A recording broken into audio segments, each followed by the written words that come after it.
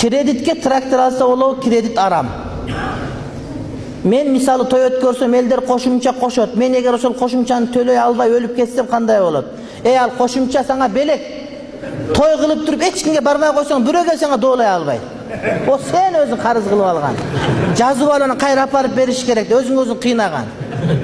Той кылып алып кел, эч кимге барбай кой, болду, сеники халал. Halal окат. Ошондой кыл сен. Ошону эч ким алып келбей калат. Ошол тойго апара турган кошумча үчүн биздин тойлордун баракасы жок болот.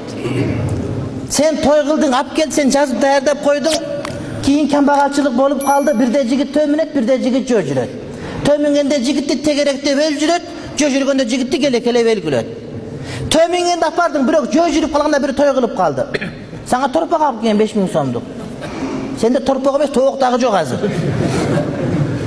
Түнү менен 10 жолу каргыш айтып, эрте менен 50 жолу аны каргап, сөгүп, энең байтал деп.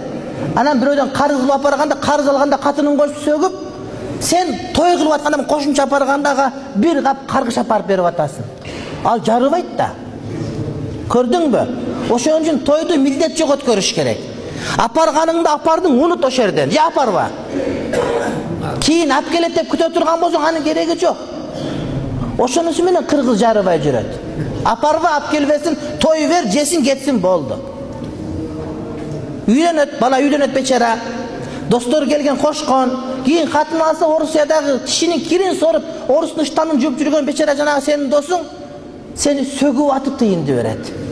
Сага сыр бербейт. Бирок ичине үйлөнбөй кое туруп, өлө бир нерсе деп, эне өзүнүн түтүлү бар да бир нерсени айтып, анан сен өзүң бактысыз болуп каласың. Ошон үчүн ошолордун бардыгынын кереги жок. Эмнеге каргыш алыш керек үйлөнүп атканда? Адам дуба алыш керек.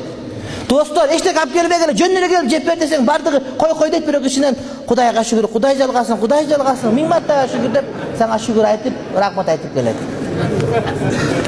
Адамдар күлүп атканы чын экендигин далили бул. Мен бир анекдот аткан жерим жок. Чын айтып атам, ушу чындыкка айластан күлүп атасың деген сөз. Адам же ыйлет, же күлүш керек болот.